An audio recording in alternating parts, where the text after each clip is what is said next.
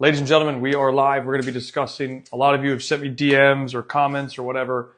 We're going to be discussing today. I can't see you, by the way, but can you smell that? We're going to be discussing that. And what it is tryouts. Tryout season is right around the corner. I'm going to take you through my frameworks of tryouts. So you're going to see a couple of different scenarios. I'm going to run you through this. So if you want to get value from this, make sure you stay through the entire live so you can see what's going to be happening with the frameworks that I have here. And I'll leave you with this question. Can you smell that? It's coming, man. Tryouts are right around the corner. I can't stand tryouts. I think it's one of the funniest times of the year. And I don't know how you're supposed to evaluate another program in 2 or 3 days, especially when they just scrimmage. But we're going to get that in a second. So we're going to walk you through. So like I said, U.S. youth soccer tryouts are right around the corner. They're going to be coming in a month and a half, 2 months at most. They're here, and we're ready to rock. Okay? So if you want to be prepared for tryout season, you are going to want to watch this in the entirety. Obviously, it's live. I'll save it for later so you can go back and watch it if you'd like. But I would not miss this if I were you. I know it's a Saturday night. It's a Friday night. And you probably got things to do, but this will be game-changing. I believe it's our framework for tryouts. So check this out. So what you're going to see first is the 97% parent tryout framework. This is what most parents are going to do, right? And this is what the average soccer parent, the one that is not educated, they don't know what to look for. This is what you might have done before. In fact, this is what my parents did before. So you're going to see what this looks like here in a second. And this is, again, what most parents across the country do because they don't know what to look for. That's what you're going to see first, and then I'll take you through the other parts. So let's see. So the 97% parent tryout framework, again, this is what most parents in the country do. Okay? So the majority, you're going to attend 1 or 2 tryouts. That's what you're going to do. Okay? You're not going to evaluate the coach or club's training methodology. You're just going to go there. They're going to just scrimmage, and you're going to be okay with them just scrimmaging. You're going to be like, oh, it's tryouts. It's okay. They can scrimmage. You're going to sign with that club within 24 to 48 hours. And I've even heard of people having to sign within 4 hours of being sent the agreement. Okay? You don't read the contract of what you're getting yourself into because you have FOMO, fear of missing out. And then you believe all the hype and fall for the name of the organization or the badge. Okay? And I'll expand on that shortly. And you have almost no idea what team, that says time, it should say teams, that's my mistake, your child will be on. And what that means is if you look at organizations, clubs, they're going to have team 1, team 2, team 3, team 4, whatever number they have in that age group. But the key thing here with this is they're going to change the name. It's not going to be team 1 or team 2. It's going to be like black, orange, blue, green, or like pro, select, elite, academy. They're going to use all these words, right? And that way you don't really know what team your child's on. Because if they said team 1 and then team 2 and then team 3, you'd be like, huh, my son's on team 3. Well, he should be on team 1. But when they use these other colors or names, you don't necessarily know what team your child's on. Like there was one organization I saw, they had Premier 1, Premier 2, and then they had Elite 1, Elite 2, and then they had freaking Select 1, Select 2. And I'm going, man, you don't even know. I don't even know which one of those is the top team, the second team, the third team, the fourth team, the 15th, 16th. And they've set it up that way so you don't know. Okay. The other thing is you'll believe all the false promises. And I've talked to a couple parents recently that had, conversation with a coach or with a director. And they said, hey, look, you're going to be given X, Y, Z. So for example, you're going to be on X team. You sign the contract, boom, you're now put on a different team. And you're like, well, you told me that they were going to be on this team. Okay. And they're like, well, no, we changed our mind. Yeah. And that happens all the time.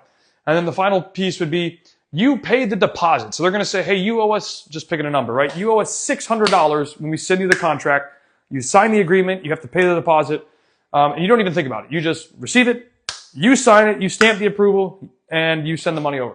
So this is what everybody's going to be doing. Okay. Now, I want to touch back on this. Believe the hype and fall for the name or badges real quick before proceeding. And essentially what I'm trying to refer to is, you go to a place because they say MLS Next or ECNL or this or that, and they're trying to get you excited. Because if you don't recognize this already, there's like 6 or 7 leagues across the country that are promoting the word, I love this word, exposure. Right? So exposure, and then there's something that I call being exposed. So I'm going to tell you both of them right now. So exposure on one side and then being exposed. Exposure is when you go to an event and there are college scouts or pro scouts or whatever's there. That's exposure. You're going to the event and those people are there. Now, here's where it gets sticky and where people get confused on. There's a difference between exposure and then being exposed. So the being exposed part is those people, those scouts, are actually watching you. And that's where people get mixed up on, because you can go to an event and there could be 1,000 scouts. That doesn't mean they're actually watching your son or your daughter. They're just at the event looking at a bunch of kids. So I'll give you this quick reference to help you understand this point. And that's, let's look at a college coach, right? When they go to an event, they're either paid to go there. So they've been told to go there and they're getting paid for it. They're recruiting somebody already there, or multiple people already there, which means they're going to find this one kid on this one team. They're going to watch that kid in 10 to 15 minutes, right? So if your kid's not absolutely balling out in that field and you haven't been in conversation already with these schools, they don't know who you are. And if you really think about it, they're going to look at 10,000 kids. They're going to have to go through this list of players. Now, why are they going to look at your son or daughter? Right? So that's the difference here between exposure and being exposed. You want to go to the events where there's exposure, but are you actually being exposed? And that's why the percentages are so low when it comes to getting to the next level, like college. And it's like less than 1%, or it's like 1% that go on from high school to college because they're not getting the be exposed part. They might get the exposure, but they're not being exposed. So hopefully that makes sense. And if you have questions, I'll try to get them at the end. So stay to the end, you'll see what we're talking about. Let's keep going. So now we're going to look at the 3% parent tryout framework. This is what an educated parent's going to do. So if you do your research, for example, you've watched, you can do it for free or you can pay for it, the 3% parent blueprint, there will be a lot of stuff in here about education and what to look for, why. Like I had a person send me a message today and they're like, should I look for an organization or look for the coach? And I'm like, have you listened to anything that I say? If you do, then you know what that answer is, the coach. So anyways, this is what an educated parent would do. So being an educated parent, you're going to attend as many tryouts as possible. And they're going to be like, well, everybody schedules on the same day. Yes, or same week. Cool. Go to one, go to one, go to one, go to one, go to one. Knock them out. Okay. You're going to evaluate the coach and or club, because you might find a unicorn where there's a club that is nobody's perfect, not even myself. But the point is, you might find a club that has a methodology that everybody has to follow. So you're going to want to evaluate the coach or the club's training strategy. You're going to want to interview the coach, specifically the coach, or club or directors, when it comes to selecting the organization. Okay, you're going to want to know the anticipated events and cost. Strategy would be, what was it last year? So you can talk to parents. Hey, what was the expected cost, or what did you pay throughout this year? And they can tell you. Okay, understand, this is important, the guest playing policy, because this is where it gets a little bit sticky when it comes to guest playing. Unfortunately, the organization can deny a guest play for any reason. They don't have to approve guest playing. My policy on it is, as long as parents come to me within my organization and say, hey, we want to guest play here, are you okay with that? As long as we don't have an event, training, games, whatever, I don't want to stop kids from playing ball, so we let them go guest play. But just communicate with me so we can, have that understanding, because things could happen, kid could get hurt, we don't know about it, or whatever happens, we don't know, it's a problem. Okay, so, a lot of organizations will deny the guest playing. We don't want to deny the guest playing, we want to let kids play. But you need to understand the guest playing policy. Okay, this is important as well. Know which associations the club is registered under. There are like 10 associations that a player could be registered under. So like, let's say you go to Brazil. If you live in Brazil, there's one federation. We have one federation, but there's one association that players get registered under. Here, there's like 10 of them. So I'll give you a quick list. USYS, UPSL, US Club Soccer, Say Soccer, AYSO, USSSA, I think I said UPSL, MLS Next, United Futsal. That's 8 right there. So I don't remember more off the top of my head, but what that essentially means is a player can receive a player card under each of those federations or affiliations. So you need to know which affiliations your player is registered under. Here's why. Back to guest playing. Let's say the player's registered under within their club USYS, but the team that wants you to guest play is under US Club Soccer. The club cannot take the guest player from a different affiliation. It has to be the same affiliation. So, example, we had a guest player come and play with us. They were US Club Soccer. We're USYS. So we had to find a way to get him a USYS card to have him come play. Hopefully that makes sense. Okay, always read the contract. So whatever you're getting into, even if you know you want to go there, just read it. Be informed of what you're signing for. And I just think that's very important because, for example, they can promise you all this stuff and say, well, you're going to have 5 training sessions a week. But then you go to sign and then you sign it and says, you're guaranteed 2. And you're going to be like, well, you told me 5. It doesn't matter what they told you. It matters what you signed. Okay? So the next thing would be you're going to find a coach who cares. You're not going to worry about the badge on your shoulder. You're going to worry about the coach who cares. Now, this is if they are, say, 5 to 14 years old. You're going to find a coach who cares. That is the most important thing if you're a 3% parent. You're not going to go, well, my son needs to be an MLS next or needs to be an ECNL. If they have the level to do so, cool. But otherwise, put them where they're going to be developed. And the most important thing is find a coach who cares and knows what to do. Okay? Next one. Please do not fall for the 24-hour or 48-hour BS. So like, they're going to send you a thing and say, okay, you've been accepted to the purple team. You have 24 hours to accept so we know. Now, what I will say is in the defensive organizations, they're trying to plan for next season. So they have to have a timeline. Now, 24 to 40 hours is ridiculous. We say week to 2 weeks, right? Take your time, make a decision, but get back to us. Like we need to know because we have to try and plan for next season. And we can't plan for next season if we don't know who's registering, okay? So that's just the idea behind it. But don't fall for the, well, you have 24 hours to sign, you're going to lose your spot. It's a load of crap, okay? If they really want your son, if you don't sign and you go back to them a week later, they're going to take your kid in most cases. Unless they're not that good, then they'll just say, hey, you're going to be on the second team. Then you just don't go there. Okay, so the other piece you're going to do is you're going to understand the uniform cycle. Now, you might be asking, what does that actually mean? Okay, well, every single club has a uniform. Uniform cycles are usually every 2 years. So that means year 1, everybody buys the uniform. Year 2, you don't, right? So if you're switching clubs, you're going to have to know that you're going to have to buy a uniform, right? But you kind of don't want to get stuck buying a brand new uniform in the second year and then have to buy another uniform the year after. Kind of sucks. So just be aware of that, okay? And then the final thing, you're going to use the Youth Soccer Value Calculator, which I will talk about here shortly, but basically it's a free tool that I have where you can determine value. Because here's the thing, pay to play is not going to go away in my lifetime. And here's where I think parents get confused, right? Or people in general get confused. We have pay to play. Cool.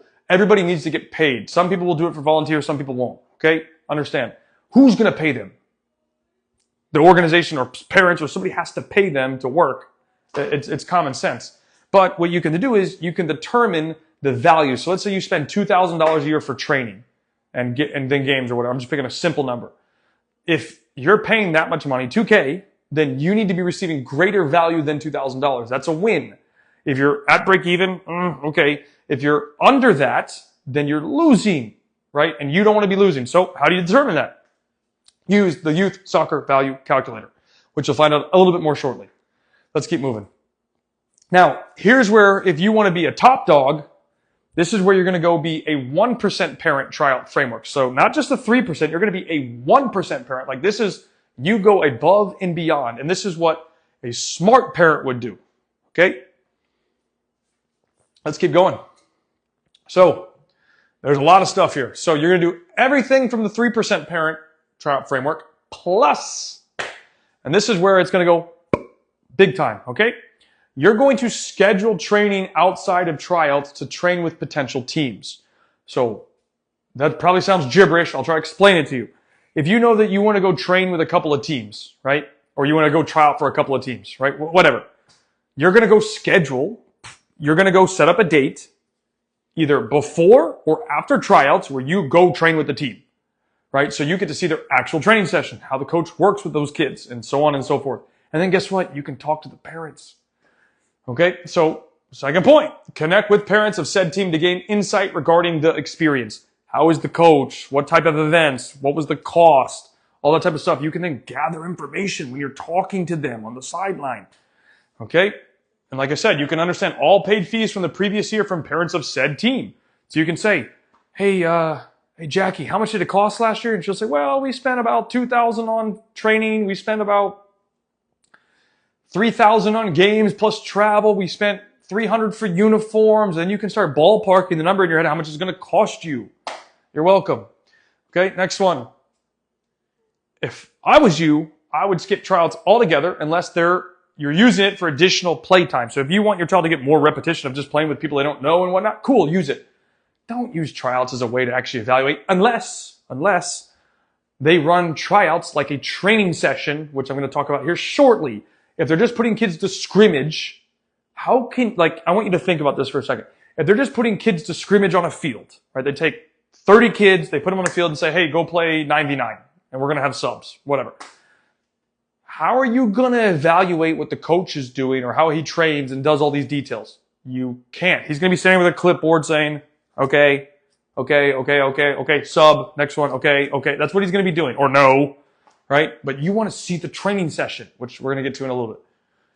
Okay, next one. You are going to laugh. Oops, I hit the wrong button.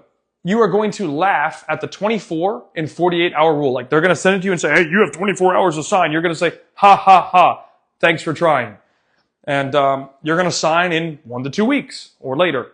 Okay? You're going to be aware of the deadline for canceling the agreement with no penalty. So like, for example, every year it's slightly different, but this past year in 2023, 2024, I believe the deadline was June 10th. So if you signed with an organization, let's say you fell for the trap, you signed in 24 hours, and then you were like second guessing yourself. You had up until, I think it was June 10th to pull that, and there would be no penalty against you. Now, I can't tell you about all of the affiliations. I can only tell you about the one that I know, which was FYSA. So just be aware of that, because some of them do have stipulations like that where you can pull the agreement before so you don't get screwed. Okay, and I'll tell you why. If you wait until after that, the club has every single right to say, hey, whatever our termination policy is, has to be followed. Just be aware of that. Okay? And next one, you're going to pick a team because of the coach or development opportunity, not because of the badge or the name. And this is, again, focusing on 5, and I'm using a little bit lower because parents want their kids to play up a lot, but 5 to 14 years old, you're going to focus on development. If you're a 1% parent, you're not going to worry about exposure and all these crazy buzzwords that get people excited because they want their kid to have an opportunity. How many people do you know, player-wise, that received a college scholarship in middle school or elementary school? And it doesn't really happen in freshman year either. So there's a big timeline here where you can focus on development and actually watch your kid get better, but you need a coach that will help your child get there. I can't keep stressing this enough. Okay, and then what's going to happen is you will ask the coach, director, club, whatever, what will you do for my child? And this is key because you're agreeing to submit payments and whatnot to them. What are you going to do for my kid? And you're going to see exactly how you can get answers about that in a second. But you're going to make sure that you also, same idea, use the youth soccer value calculator, which again, I'll show you here shortly how you can get access to it. Okay, take us forward, please, Bella. All right, so continuing on. Again, this is what a smart parent's going to do. You are going to ask these questions. So I have 8 of them, right? You might want to write these down, take a screenshot, whatever. Okay? Now, I will preemphasize this, and I should have said this earlier, it's my fault. This entire framework is really designed for the big organizations, and I'm going to explain why in a second. So it's designed for the big organizations because they're going to have 3 to 4 or more teams per age group. You need to have all the information possible. Right? It's not as applicable to smaller organizations because they don't have the same amount of teams. Like, for example, my organization, we have 8 teams, right? We're not very big. Okay, so by having 8 teams, there's a lot of hit or miss. Where, like, for example, a big organization, you are guaranteed to have at least 1 team per age group. I want to make sure you understand that. So, they're going to have a U8, a U9, a U10, a U11, a U12, U13, U14, U15, U16, U17, U18, maybe even U19. They're going to have all of that. So you can already be guaranteed that a big club will have every single age group. Guaranteed. Okay, where like a smaller one, like using us. We have U9, we have U8, U9, U11. I'm sorry, U10, I missed U10. U15. No, U16 and then adult. And I might be missing one. I'm just quickly giving you the numbers off the top of my head, right? So you can see there's gaps in that. Right? So it's a little bit different for the framework. Okay. Anyways, back to the questions. Here are the 8 of them. What will you do for my child? Number 1. What is my son or daughter's expected, what is my son or daughter expected to learn this next year. So the next following year, we call them yearly objectives. So you know what the child should learn per age group, depending if they have the skill or not. Okay. What is your guest playing policy? Because I always recommend go guest play. It's a great opportunity. Is my player able to play on multiple teams? And I put here, example, 2015 situation. So we have a kid in our organization. He is a 2015. He plays on 3 teams. He plays on 2014, 1 and 2. We call them 1 and 2, by the way. And then he also plays on 2015, 1. He plays on 3 teams. He primarily plays on 2014, 1, but he also occasionally plays 2014, 2 and 2015, 1. He has the level. We give him the opportunity to do all that. Okay, what will be the anticipated level of competition? And this is a great question because, this might sound weird to you or you might not understand this, but there are multiple levels to youth soccer. So you might go win one tournament tomorrow, right? But then you go to another tournament 3 weeks later and you get absolutely smashed. Well, each tournament, you're going to have different teams and you're going to have different levels of competition. So most tournaments will have bronze, silver, and gold. Bronze is for low level. Silver is for average level, and then gold is for top level. Now you might have ones that have showcase above gold or whatever they call them, or copper below bronze, right? But the point is, you need to know what is the anticipated level of competition. Are they going to be playing bronze, silver, gold? What is the policy? Why? Okay, and that's where that comes into. What is your playing time policy? For example, U9, is everybody guaranteed to play half a game? Is it only, earn playing time? How do they do that? What is the idea? You need to know. So here, how do you do that? What is your release policy? That will be in the contract, by the way, but you can also ask the question if you don't see it. But basically, every organization will have a release policy. Know what it is. And then last one, what associations will my child's team be under? Right. So again, is it USYS? Is it US Club Soccer? Is it AYSO? Is it Say Soccer? Is it USSSA? Is it MLS Next? Is it whatever? You need to know what it is. And that way you have those answers, okay? And then here's the secret tip to this whole thing. Get it in writing. Whatever question you need answered, get it in writing. Have them send you an email. Boom. Then you have it in writing. So if they say, well, our release policy is, 2 months, okay? Well, then they say, well, you need to pay the whole year. Well, you go, well, I have it here in writing. You told me 2 months, right? So then you can negotiate all those details. Okay, now I will leave you with this, right? And this may become a shock to you or not, I don't know. But if your player is really, really good, really good, especially the big organizations, they will pay for your son or daughter to play. It's a scholarship. They will scholarship them 100% on merit. So they're that good, they'll pay for them.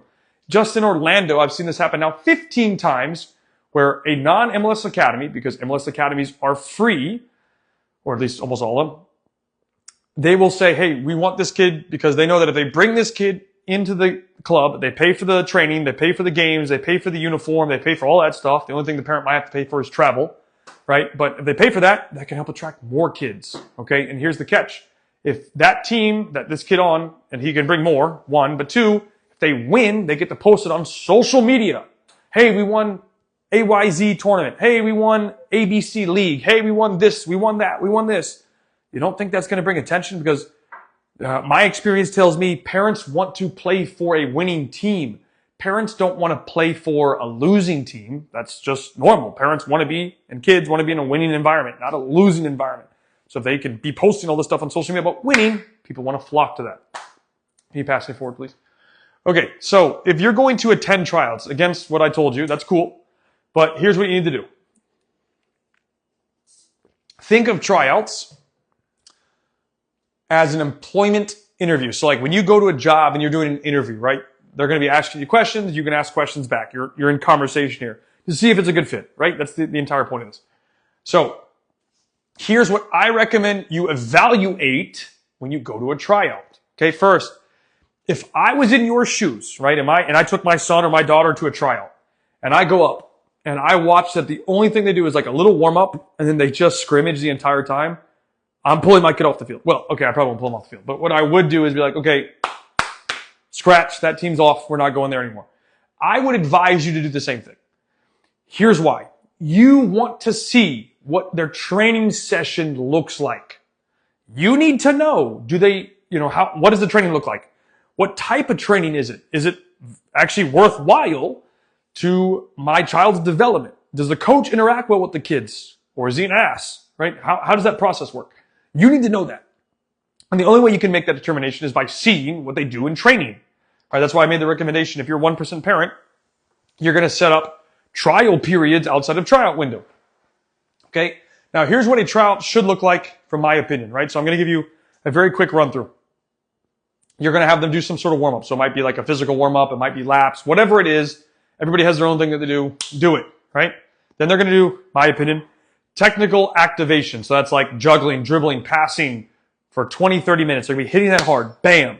Then they're going to do, and this can be combined with technical activation, but coordination. So you can see, especially if they're younger, you can improve coordination. So that way, and it can be basic motor functions, right? How do you move your arms? How do you run? They're teaching, okay? Then the next part would be small-sided games. Especially for younger players, or at least low-skilled players, you're going to want to see like 1v1 and 2v1s. That's very important. Okay, and then the last part, this is what we're going to do. I'm telling you what our club will do with this, is we're going to have tournament format, which means they're going to play like 2v2s and 3v3s. Winner stays on. We want to see who wants to compete. Can they handle pressure? And are they willing to deal with responsibility, right? And we want to see that to be able to give feedback. Okay, hopefully that makes sense. And if you have more questions on this, I can answer it at the end. You want to see if the coach is actually active in the session and actually coaching. So is he going to go in there, or is he going to stand on the side with is she going to stand on the side of the clipboard, kind of like this? Can I borrow this? All right, so example. All right, so you're going to see, this is the clipboard, but it's a book, right? They're going to be sitting on the side, and they're going to go like this.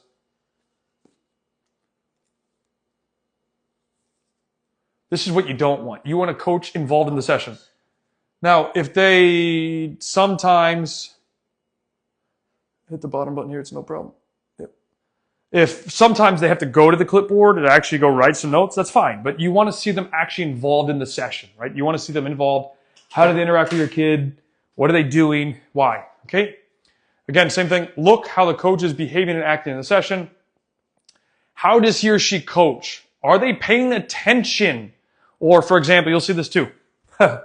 I've seen this multiple times. I've gone to tryouts and just watched how clubs run them. You'll have 2 or 3 coaches sitting next to you and they're all going, or they'll be on their phone like this.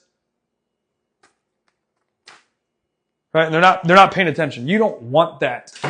Right? And if you saw that, I would advise you, and I would, we are not going to that organization. Do they actually care? Right? Do they actually care about interacting with the kids? How do they do that? Do they just scrimmage, like I mentioned? Again, if I was in your shoes, I take my kid to a trial, I'm going to keep reemphasizing this point. I would never sign for an organization that just scrimmages at tryouts. We are running to the hills after that trial. We're gone. That club is off my list today. Okay? Now, I recommend, if they want your job, because they're going to tell you, understand for what team and level, and request a meeting with the coach or club to understand dynamics. So and this has happened before, let's say you go to the trial, they pull your kid aside and they say, hey, we really like you. They come talk to you as the parent. Hey, we really want your son. You need to understand, what team is it? What are the dynamics? And I would make sure you schedule a meeting to kind of learn all those details, because they want you to pay $2,500, $3,000, whatever number it is. Go get information. You have every right and responsibility to do that. Otherwise, you're just feeding them money. Okay? And then, like I said, final key piece, get everything in writing, especially if they make promises to you about placement or events, etc. So again, I'll give you the example. I've had a couple of parents reach out to me and they said, well, they promised me this. And I said, well, did you get it in writing? They're like, no. And I'm like, it doesn't matter what they said. It matters what they documented. So if they come to you, or vice versa, let's say they come to me and they say, hey, Kyle, we love your son. He's fantastic. We want to put him on the black team. And I'm going to be like, okay, well, what's the black team? And they're going to say, well, the black team is the second team, reverse team, whatever. I'm going to say, cool. Okay, you want him? Cool. I need all this in writing. So whatever you're telling me. So you want him on the black team. You want him to do this. How many times a week? How much is it going to cost? What is the release policy? And you get it all in writing like that. Obviously, you'll have it in the contract too. And I'm specifically referring to if they make you a promise. Like, hey, you're going to be on X team. You need that in writing. Or if they say, hey, we're going to go to Dallas Cup and we're going to go to Jefferson Cup and we're going to go to whatever. Okay, have it in writing so you know that those are at least planned events. Now, obviously, like with tournaments as an example, things happen all the time where things fall apart because a commitment, whatever happens. So events are harder, but like if they're promising you, hey, you're going to play in these tournaments, at least you can have it in writing that they said they're going to do these things, right? And if they don't do it, you can evaluate. Now, next piece, please. Okay, so I was telling you earlier about the youth soccer value calculator, and you can use this to determine if you're getting value. Okay, so what you need to do first, scan this QR code. This is going to take you to watch the video. Let me set aside so you can scan it if you want. So you can watch the video of how it actually works. Okay, so you want to watch the video. It's on my YouTube channel. You can actually go to my YouTube channel, find the playlist. I think it's called Youth Soccer Value Calculator, and then you can go watch the video. I think it's like 15 minutes, give or take. Then you can watch it and you can understand how to use it. And then what you're going to do is you're going to go to my website, KyleCWilsonOfficial.com. Boom. Kyle C. Wilson, my name, Kyle C. Wilson. Official.com, click on documents, and then you'll find the PDF. You download the PDF. Download the PDF and then do it yourself. Put the information in there and then you can determine, for example, right now, are you getting value from your club? Run it and it will let you see, are you getting value? Are you breaking even or are you losing money? And I'll say it one more time. Pay to play is not going away, at least until after I die. There's too much money in this. So you don't want to be break even or losing every single year. You want to be investing and getting value. So like flip this. Let's say you go to the stock market, right? You put $100 in the stock market. 9 years out of 10, you're going to gain, right? 1 year, you're going to go down, right? It happens. It's part of life. So you might have one of those, but don't make it a consistent habit where you're losing every single time. You want to be on the up, not on the down. Okay, next. So thank you for watching. I'll be ready to answer any of your questions. Please follow Kyle on social media. I know, like, for example,